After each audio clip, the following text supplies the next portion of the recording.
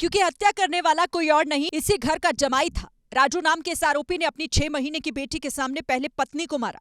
जब पत्नी की नानी बीच बचाव करने आई तो उनकी भी लाठी मारकर हत्या कर दी। वो घर जमाई था तो काम करने के लिए बोलते रहती थी और शराब पीने को लेके भी झगड़ा होता था। पत्नी के चरित्र पर भी पति को शक था, इसी वजह से उसने पत्नी और नानी को मार डाला। लेकिन हत्या के बाद ऐसे चिल्लाने लगा मानो कोई दूसरा इस हत्याकांड को अंजाम दे रहा हो।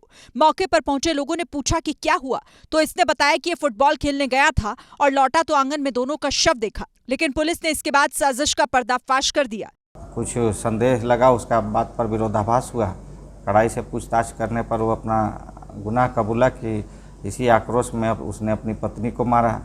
इसी क्रम में उसकी नानी भी आ गई, इसीलिए उन्हें भी लाठी से मार डाला। हालांकि अपनी 6 महीने की बेटी को कोई नुकसान नहीं पहुंचाया, क्योंकि हत्या करने वाला कोई और नहीं, इसी घर का जमाई था। राजू नाम के इस आरोपी ने अपनी 6 महीने की बेटी के सामने पहले पत्नी को मारा।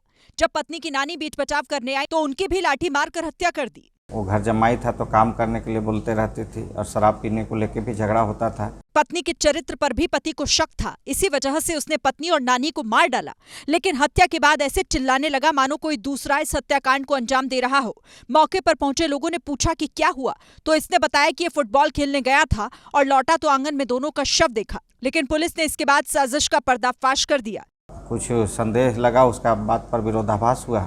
कड़ाई से पूछताछ करने पर वो अपना गुनाह कबूला कि इसी आक्रोश में उसने अपनी पत्नी को मारा।